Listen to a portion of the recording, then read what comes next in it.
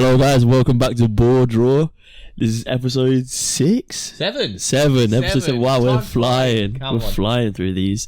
Today we're going to be discussing all things promoted teams.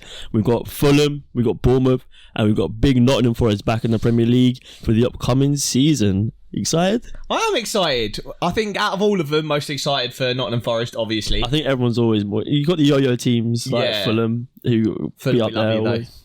But Nottingham Forest, most excited for.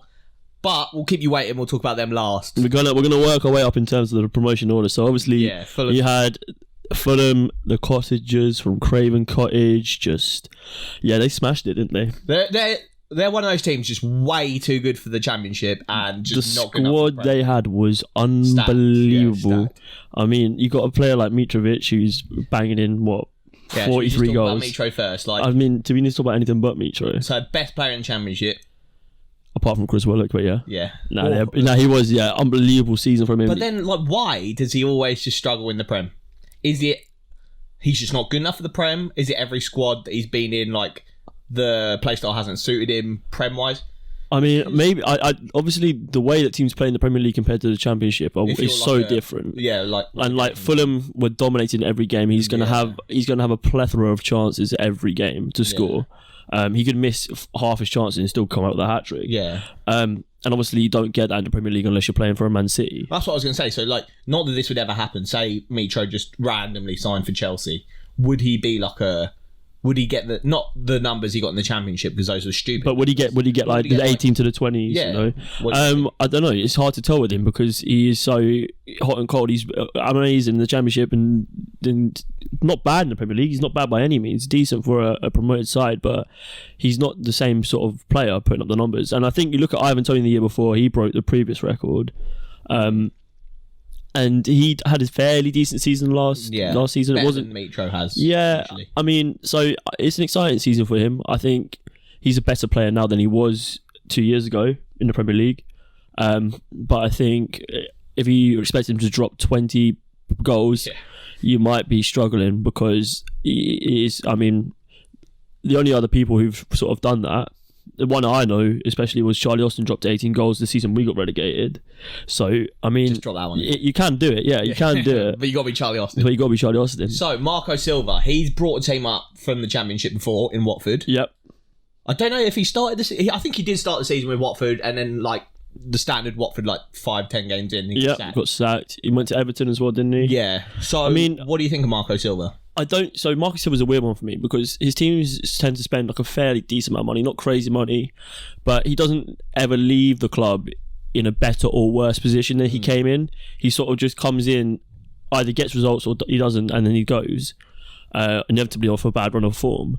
But he never really puts the club in a dangerous position or generally improves them. So I think he's a good tactical manager, and you could see in the way that Fulham played last season, it was great, fast flowing football, but heavy on possession and heavy press when they lost the ball. But obviously they're not going to have the amount of time and space that they did in the Championship. The big teams will be on then. The big teams, and they're going to be dominated. Yeah, and and so whether he can adapt the play style to be able to play more on the counter attack, and it will rely on Mitrovic to be a clinical finisher, which he can be. Yeah. No, that's interesting. I think for me, we said this in the I think it was our third podcast where we talked about the playoff final and Nottingham Forest going up, and we were saying that when you're a Championship team, you're going up to the Prem, you either completely rebuild your squad because the best players in your squad get picked off, or you try and keep that squad that you've got promoted. Keep the core.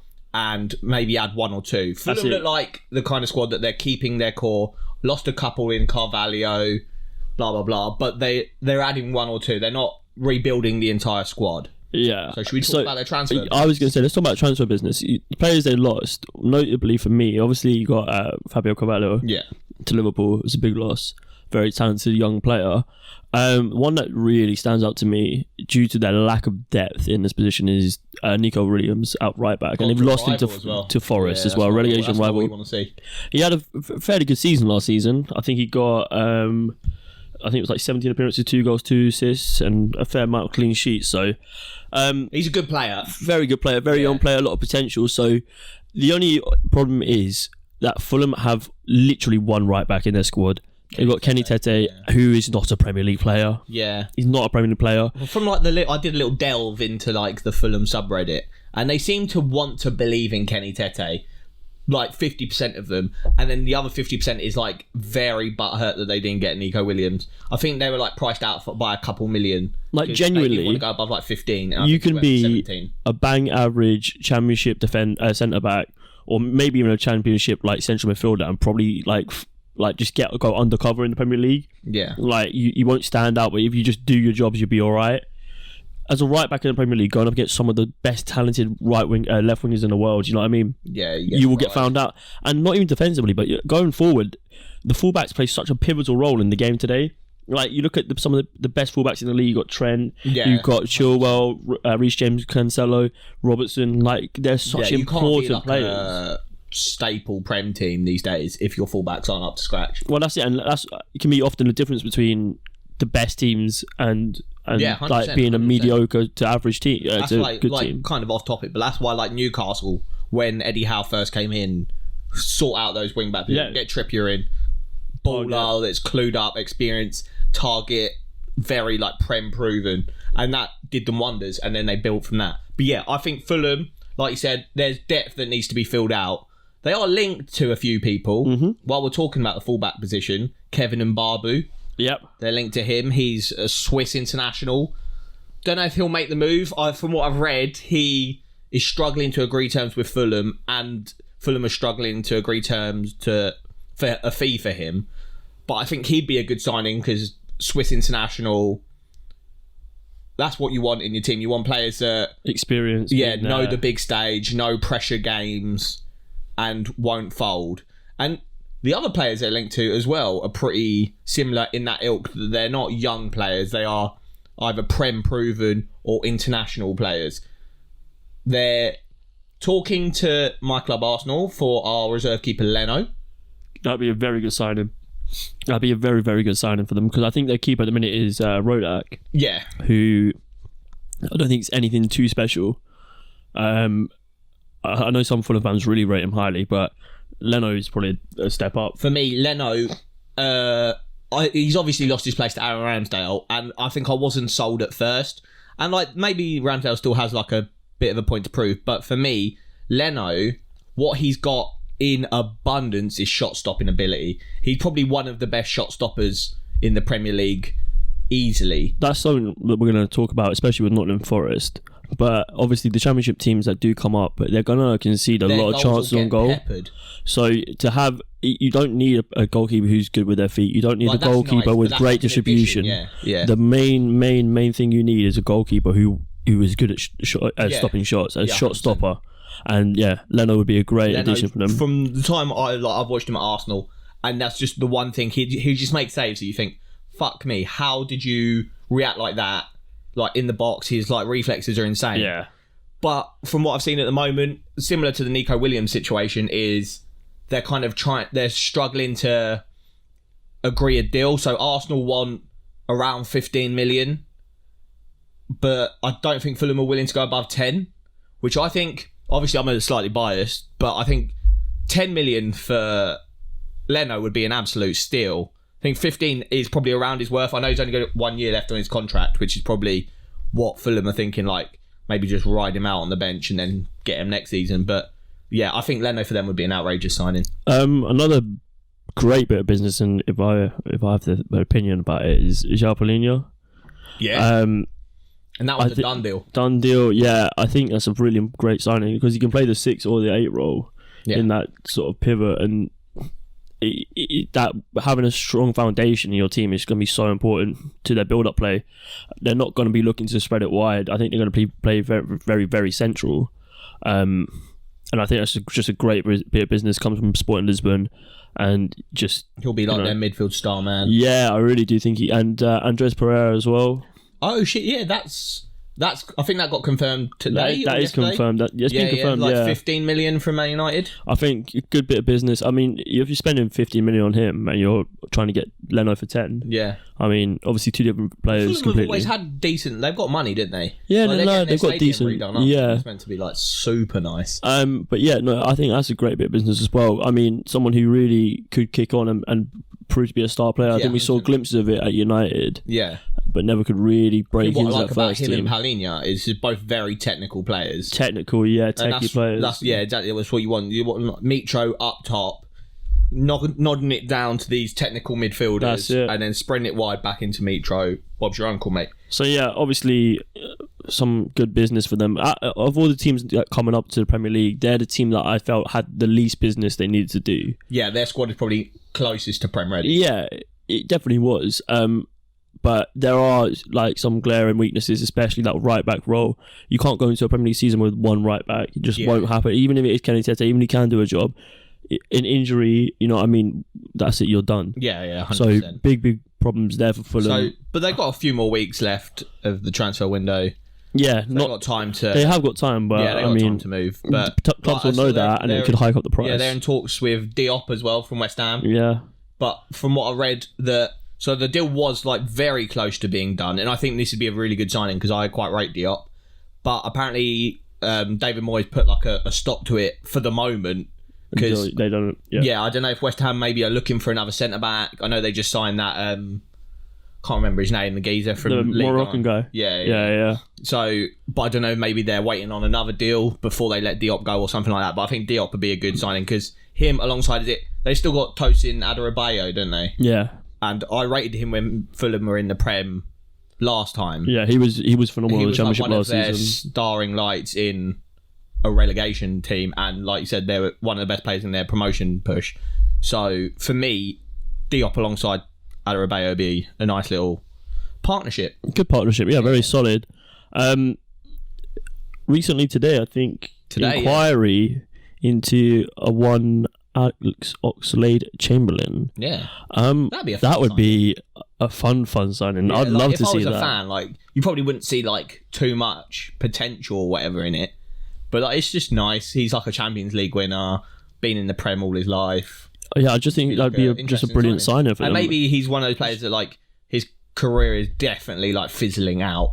So maybe this would be like him rejuvenating. A bit like a Jesse Lingard to West Ham. Yeah, 100%. Yeah. I think, it'd be a fantastic signing. Obviously, just a great engine on him, brilliant box-to-box midfielder now. Yeah, probably has a point to prove. A lot of versatility as well. And, I mean, we haven't seen it, but he could do a job at that right wing-back role if they ever did revert to a three at the back. Yeah, I like that. Because we know he used to play out wide, obviously, and he's moved into the middle of the pitch, but could be a brilliant signing for them if they get out across the line. Should we move on to... The boys, the Cherries, the boys down south, Bournemouth. Scotty Parker's Cherries. So they finished second. They're coming up to, and in my opinion, they're probably the weakest of the three. Yeah, I would agree with that. You've got like a vendetta against Scotty Parker. I don't really like Scott Parker. I don't think he's a great manager. I think, so maybe they're the weakest in squad and manager. Who knows? They had a really, really rough end to last season and managed to scrape across the line with Forest breathing down their neck. Yeah. They signed a lot of players in January. I remember watching Sky Sports and it was like, oh yeah, by the way, Bournemouth have signed their 15th player of the window. Obviously, they've got players like Kiefer Moore in. They've got a good squad. They have got a good squad, but I don't believe it is enough to keep them in the Premier League. They haven't got a lot of Premier League proven players in there. Yeah, and from what I've seen, they haven't really made any decisive moves like the likes of Palinha and Pereira to Fulham and link with Leno. They're not really linked with many like Prem proven players. They're not doing much in that space. So maybe Scotty Parker's either happy with his squad or they're like doing like a very moving silent. Yeah, I think like obviously teams will either come into the Premier League and they'll spend money, and it will change the whole identity in the core of the squad. Obviously, Scott Parker believes in the core of the squad, and therefore he is quite content with what he has. They've got some good players. They've got players like Dominic Solanke. Yeah, he had kind of a breakthrough season last season. Yeah, so Maybe it's time for him to, because he did play in the Premier League before, make the step back up to the Premier League and sort of lead Bournemouth to safety. I just don't really. There's no real standout players for me from their squad. Like proper star quality. And they have a horrific run. Before September, they've got to play City, Liverpool, Arsenal, and then the end of the year they've got. The end of the season they've got to play Chelsea, Man United, and Everton in the final 3 of their final 4. That's not what you want. So you want to start with some momentum, and you're not going to get that when you play City, Liverpool, Arsenal. Probably Arsenal will give you some points, but and then you want to end the season. Say you're in a relegation battle and you want to see the opportunity to get points, and you want to see the opportunity to get the points against Chelsea, United, and Everton. Maybe United. They've lost a lot of players as well. They lost a lot of experience. Gary Cahill and Robbie Brady both left, which is a lot of experience. And Gary Cahill was great for them last season. They've got some exciting players though. They got Zamora, the left back. Got Jaden Anthony as well. He's a very exciting Todd winger. Cantwell back in the Prem. Yeah, just. They've got a decent squad, but I don't know if it's going to be enough to keep them up. And out of the 3 going up, like you say, they're the ones I'm most worried for. If I was to put my money on it, they would be the ones that I'd tip for relegation. Yeah. The only thing maybe that they've got going for them is that Scotty Parker's done that relegation battle last year. Yeah, I mean, or the year before last. Yeah.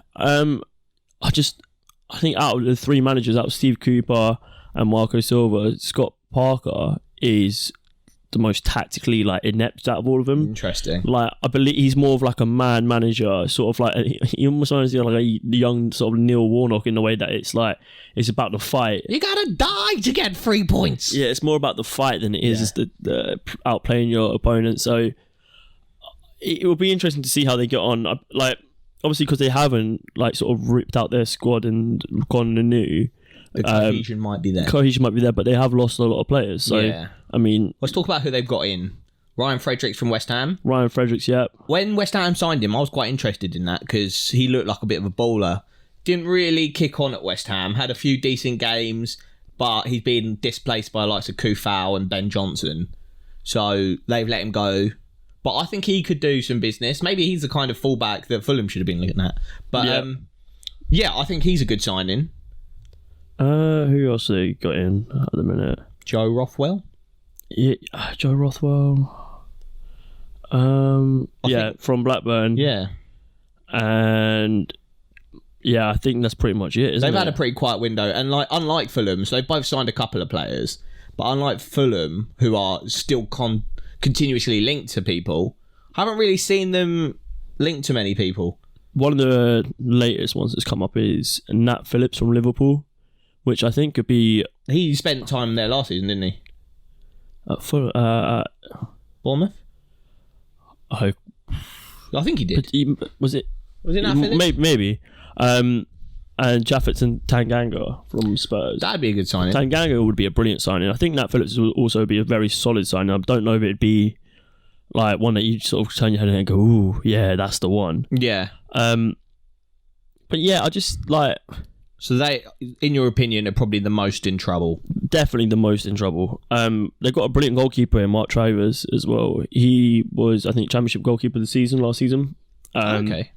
I remember watching Cooper away at the Vitality and just the amount of shots that he just stopped was insane. He was unbelievable. On any other day, we would have got a result out of there, but he was so good. Like we were saying about Leno, you just want a decent shot stopper when you're in the battle. Yeah, they've got Saruki Dembele as well, who they signed from Peterborough last season in January. Very exciting attacking winger, left winger, who really, he's just so direct and unbelievable explosive pace, and he would be really exciting to watch. I hope he cracks on and does well in the Premier League, because he could be a very, very tasty player to watch, especially for fantasy players as well. I think he's quite low rated. Yeah, nice. Philip Billing as well, he's a great player. I don't know why. I always just don't like Philip Billing. I don't know. I think he's a very, very solid. Who was he at before Bournemouth? Can't remember. It's another Prem team, and I just very much disliked him. But I actually had no reason to dislike him. Huddersfield. Yeah, maybe. Yeah. No. He was at Bournemouth. No, he was at Huddersfield. Yeah. And then went to Bournemouth. Yeah. I don't know why. Oh yeah, it was the Huddersfield team that had Aaron Moy, Philip Billing, yeah. and I just Aaron always Moy. used to watch that Huddersfield team and be like, I actually don't like anyone in this team. Like Aaron Moy used to annoy me, Philip Billing used to annoy me. I just like to be like, why are you there? Anyway. They got Emiliano Marcondes from Brentford, who is quite a talented attacking midfielder. Never really made too much of a mark at Brentford, but he's a very solid player. Ryan Christie. Oh yeah. Celtic boy, yeah. Big season for Lewis Cook as well. 26 years old now. He was touted to be like the next big thing. Do you see? There's a story about him years ago. So his granddad. I don't. Some of the aspects of this story could be wrong, but when Lewis Cook was a kid, I don't know how you make this bet or where you go to make a bet like this, but Lewis Cook's granddad put a bet somewhere of like £100 that Lewis Cook would play for England one day. And I think he got one cap for England when he was like 18. And his granddad made like a bag of it. And I don't know. How do you even give odds on that? Yeah, I don't know. How does the bookmaker be like? Because like obviously the chances of your grandchild growing up to be an England footballer are probably like minute. Astronomical, yeah. But like, I don't know where you go to even make a bet like that. But I think that's a funny story that I remember hearing about Lewis Cook years ago. And I was like, shit. Another one who is on for a big season is Kiefer Moore. Obviously, Wales striker. Yeah. Really good at Cardiff. And it was a big move to make in January last season. And I think it was the one that they thought, right, this is the guy who's going to get us over the line. Yeah. He didn't really tear it up for Bournemouth. But yeah, he's just a big presence up front and will hassle a lot of Premier League defences. But like saying, you look at that team and there's not really any players that you're like, yes, that's a Premier League player. That's the guy player who'll keep you in the Prem. Yeah, that exactly. And I mean, it could be why they struggle, but like you say, the window's still not shut. So there is time. Won't write them off just yet. I think give them a couple games into the season, we might be pleasantly surprised, Scotty P playing prime football. Tiki-taka football, could you imagine? Let's get on to the most exciting one of the bunch. Not to diminish the other teams, but obviously Fulham, we love you, Bournemouth. But yeah, Nottingham Forest, playoff winners, absolutely smashed the second half of the season. You're a bit of a fan of Stevie Coops, aren't you? I think Stevie Coops is a very good manager. We've got to stop saying Stevie Coops. Yeah. He's our boy, Stevie Yeah, Coops. I mean, obviously, ex-England youth manager, won a lot with them as well. Very good at working with young players. But yeah, Chris Hughton, they started the season with Chris Hughton and it went terribly. I think they had 0 points after like 10 games or something insane. Favourites to be relegated, I think, they were so poor. And Forest have been a team in the Championship who spent quite a lot of money. They brought in big names like Britta Sombalonga. They brought in what's his name? The attacking midfielder, the Portuguese guy. They've just spent a lot of money. And it's never really worked out for them. But Steve Cooper came in on the back of Chris Hughton and instantly made the impact. And the second half of the season, they were unplayable. They were winning 4-0 here, 4-0 there, 3-0. And defensively, they were unstoppable. And just really, really difficult side to break down. And the football they played was possessive. They kept the ball really well, but also created just an abundance of chances. And yeah, just really exciting players like Keenan Davis coming through. Not Keenan Davis, sorry. Brendan Johnson, yeah. Jed Spence on loan. Just amazing, talented players. Well, talking about the loan dons, unlike Fulham and Bournemouth, Nottingham Forest are going to have the most squad overhaul coming back up to the Prem because a lot of their star men were loanees. Like you're saying, Keenan Davis, Jed Spence, Zinchenko, the geezer from Man United. Joe Garner. Yeah, James Garner. That's it. And that's the one. Yeah, so they're kind of probably going to be in the market the most, but they got that playoff money, so they're splashing the cash. The thing is, so like you say, with the amount of loans that they had last season, the Jed Spencers, the Garners, Keenan Davis, Zinchenko, they've lost a lot of their goals.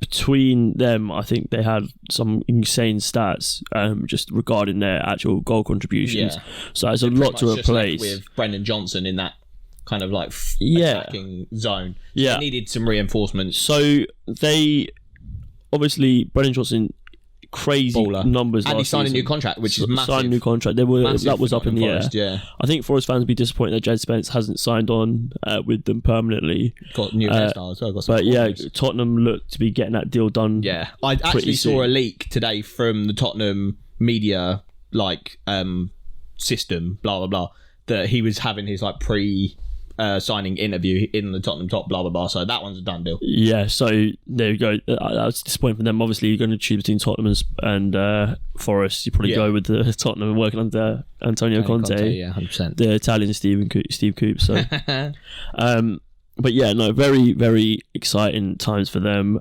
They've made some very exciting signings.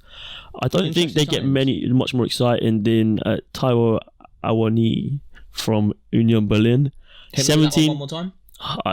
I'm just going Big T. Big T from Union Berlin. Yeah, striker. but just 17.5 million, 20 goals last season in 43 appearances across all competitions for them. Like we were just touching on, they lost a lot of goals 100%. between those loan players. And this guy, obviously I don't watch the Bundesliga week in, week out, but from what I've seen of him, the guy just looks to terrorise defenders. He's played between the two centre-backs, letting the ball run through and just holding them off and find that at the bottom corners. I think that was like 18 of his 20 goals or something like that. It looks very, very clinical. I think the Bundesliga is a bit of a goldmine for young, hungry players that are like starting their career in the Bundesliga, get their name out there, and then make that money move to the Prem. You see people obviously like Son did it back in the day, and now we're doing it with players like this. They've done a lot of fishing in the Bundesliga. Yeah. Because as well as Taiwo, Big T, Omar Richards from Bayern Munich, who I've heard a lot about, he's meant to be a bit of a little gem in the making. Yeah, so he was signed from Reading, which was crazy. No one ever thought Reading and Bayern Munich would be doing any business together. Well, it's like Dortmund and Birmingham, isn't it? Yeah, With Jude, I think there is that link now between young English talents that aren't getting a run in their Prem team or their Championship team. They're making the move to the Bundesliga, get their name up, and then coming back to England once their stock's high. Yeah, and yeah, we're seeing that with a lot of players. Yeah, and Omar's one of them. Omar, yeah. So Omar Richards made 17 appearances last season for Bayern Munich, which is surprising because I thought he would generally probably made like 2 or 3 in the cup games. But 17 appearances, 5 league stars, and probably more infamously a 90-minute cameo in their 4-0 win against Barcelona in the Champions League, that's impressive for a man. That's one to go right on the CV. Straight on the Tinder. Yeah, come on. See Omar on Tinder. He's fantastic with the ball at his feet. He's a brilliant technical player, and a really marauding wing-back. And most importantly, probably so much better than Jack Colback. Yeah, so Jack Colback had a decent season last season. He was sort of a square peg in a round hole. Yeah, he did a job for them at left back. Because he was played out of position, weren't he? Yeah, they were suffering a lot of injuries at Forest, and it worked for them. Jack Colback worked in the system, but I think you can't go to the Premier League and hope that Jack Colback's going to be able to do a job for you. Yeah, probably like the Kenny Tete. I know Jack Colback was recently quoted in an interview saying that he was happy that Omar was here so he can go back to playing as a midfielder. But no, I mean, that's a great squad player to have, though. And 100%. if there is issues, injury issues or whatever, great. You have a little backup still, and having that versatility makes you more and more valuable as a player. Yeah, 100%. Someone like James Milner, look at him, he plays all over the pitch. Yeah, literally. Played everywhere but in goal. But yeah, that's a fantastic sign, I think, and one to really look out for because the guy has a great ceiling and just a lot of potential to really push on. I think that's what you want as a Championship team. You want players that are obviously going to help you, but then you want players that are young, that because you're bottom of the league, you want players that you can potentially sell on and reinvest in the squad. So you sell one player and that player funds 3 or 4 players and you just continuously do that. And then you become a solid Prem team. While we're still talking about Bundesliga signings for Nottingham Forest, they got Moussa Niakate from Mainz, which is a decent signing for... So you would have watched Nottingham Forest a lot last year. They play a 5 at the back. 5 at the back, yes. And for a 5 at the back, obviously you need hella defenders in your squad. Yeah, they've got a few decent, like actually 3 of the best centre backs in the Championship. They had Joe Worrell, who's been on Forest book for a long time. I believe he came from the academy there, but he's been there for a long time and really, really made the step up this season, and which is excellent. Fantastic player. They had Scott McKenna as well, who my team QPR were linked with for a few windows from Aberdeen. I know Aberdeen fans rated him really highly, and I think he's a starting centre back for Scotland now. But yeah, another fantastic centre back. Did they get someone from Bournemouth? Steve Cook. Yeah, Steve Cook. Yeah, that's also linked with QPR. Steve Cook he was really, really good for them last season. I just don't know whether the Premier League could be a stretch too far. I think it might be. Isn't he about 1 million years old? 31 years old. Yeah, it's not 1 million. Not far off. But not far off, yeah. No, I remember watching him when Bournemouth were in the Prem and he was playing for them. He was always very solid. He was all right, but I think pace-wise, he was just always a little bit off it, which I guess you can make up for if you're like football IQs. Well, that's it.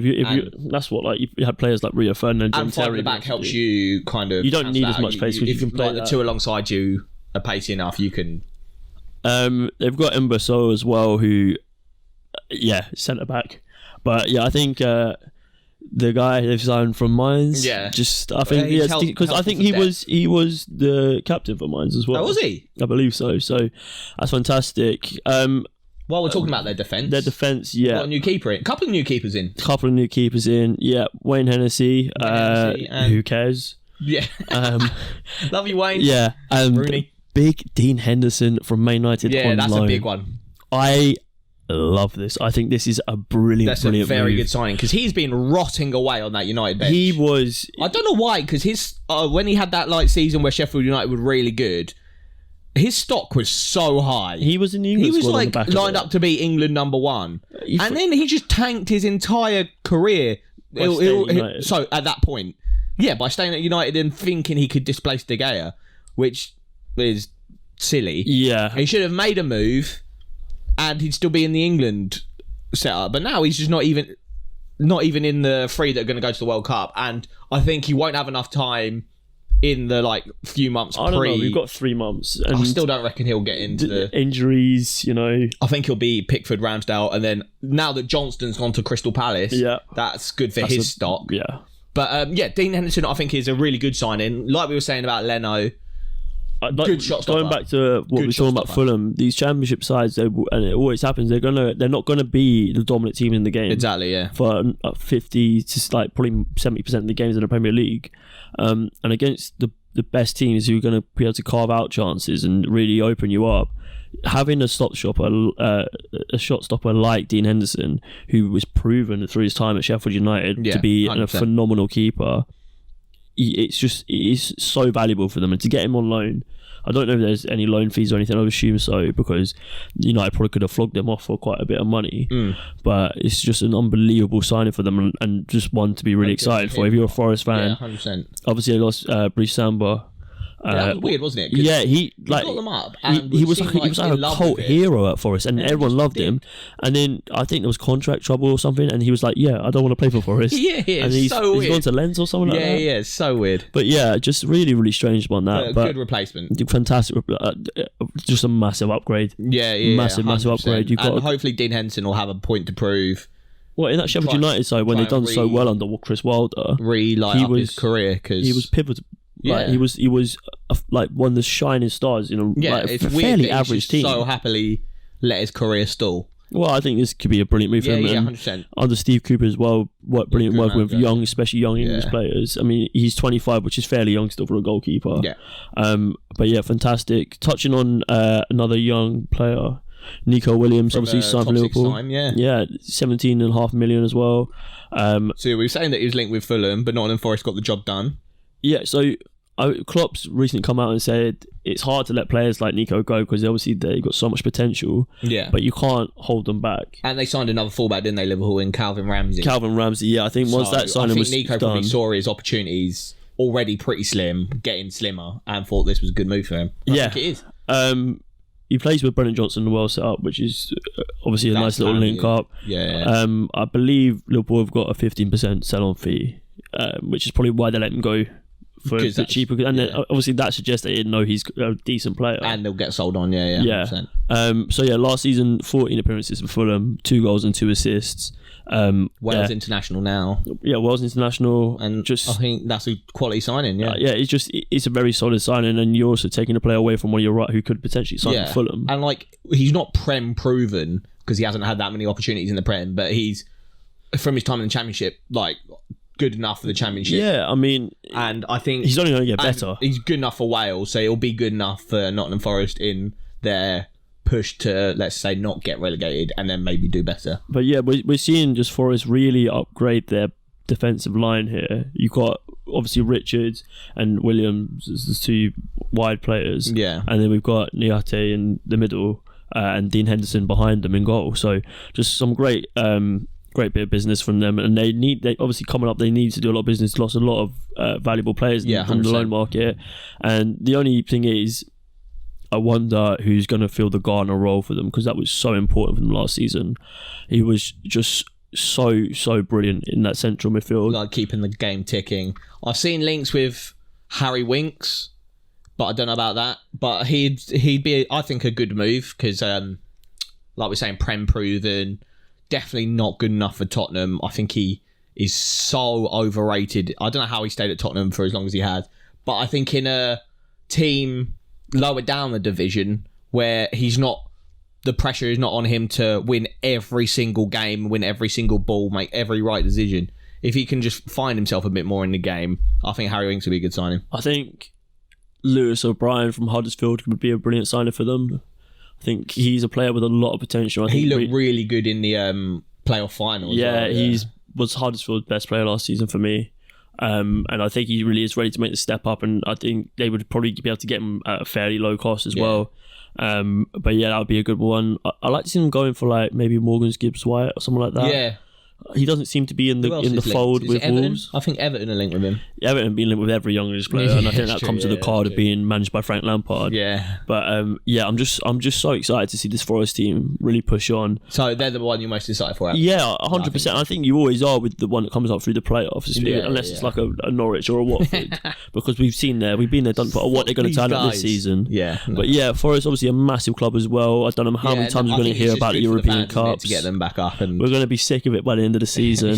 Yeah, but fair play to them. They've waited their time. They've been out of the Premier League for a long time. It's going to be brilliant.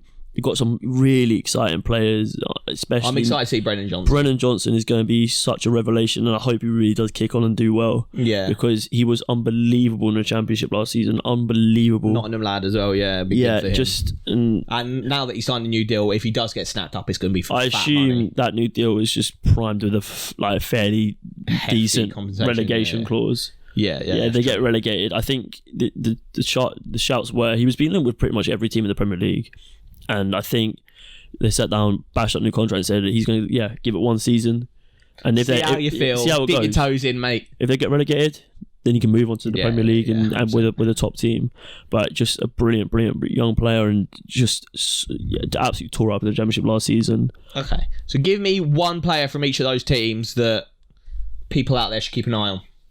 As not a new signing. As you've watched them in the Championship. Not a new signing. A player that they've had in the Championship that you think, keep an eye on them. Fulham's a hard one. Fulham is a really hard one. I would maybe Tosin Adarabioyo, but we've seen him in the Prem. I mean, the obvious one is obviously Mitrovic, but everyone's eyes will just be on him. Yeah. It's a really hard one for Fulham. Bournemouth. Who do you like from Bournemouth? Bournemouth, for me, it's got to be Jadon Anthony. Okay. I think he's a very exciting player. Or Siriki Dembele. Okay. Dembele, I think, could really tear it up in the Premier League. Make a note of these guys. We'll talk about these on the FPL. Yeah, and I think... and there's Brennan Johnson. Yeah, Brennan Johnson. Never played in the Prem. He'll be exciting. Yeah, I mean, these teams just do have really... Yeah, just it'll be fun. Really exciting players. I'm probably more excited for these teams coming up than I've been for a long time. And I think another one for Bournemouth could be Mark Travers, their goalkeeper. Yeah. I think he was a really, really, really good goalkeeper for them in the Championship, and I don't expect he'd only look better in the Premier League when he has to concede more opportunities. Yeah. I mean, that's obviously one of the things that sort of happens when the Championship teams come up. Their goalkeepers look kind of decent because they're just conceding so many chances. Yeah, 100%.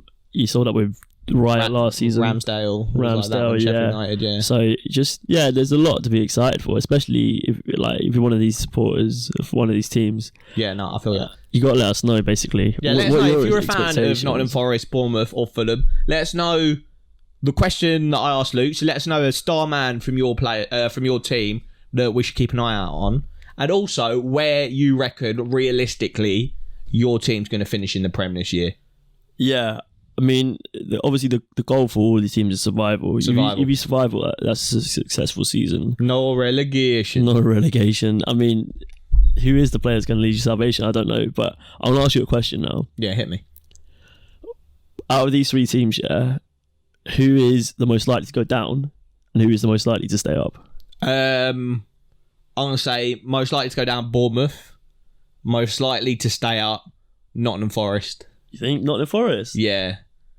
I think from what Stephen Cooper has done, like you were saying, in that kind of half a season in the Championship, it's probably harder to do what he did there than to have a whole pre-season and summer and keep your team up in the Prem. If he can do that, he can do anything.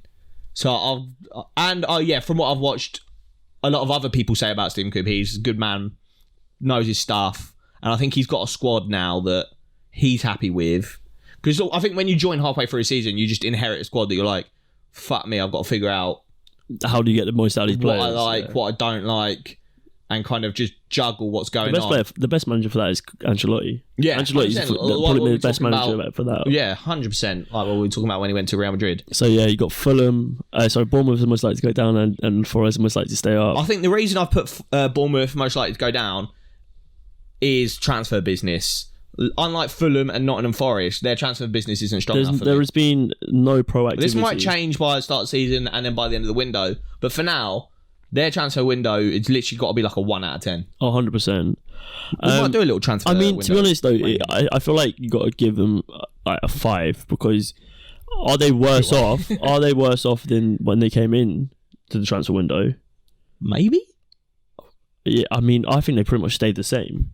Whereas I'd give Forest probably a 7 or 8. Yeah. I think Forest have done great. Fulham probably maybe a 7, 6 or 7. Yeah, if Fulham get Leno, because they need a decent goalkeeper, and Leno is more than decent. But for me, it's Forest probably the strongest because they've got possibly the best manager and they've had the best window. And Bournemouth because they haven't had the best window. What do you think? One final question I want to ask you, yeah. Go on there. Out of the 3 promoted teams, yeah, who is the single best signing? Interesting. I'm going to say... Well, there's some that I don't really know about, like the Donnies from the Bundesliga, like Big T, Musa Niakate.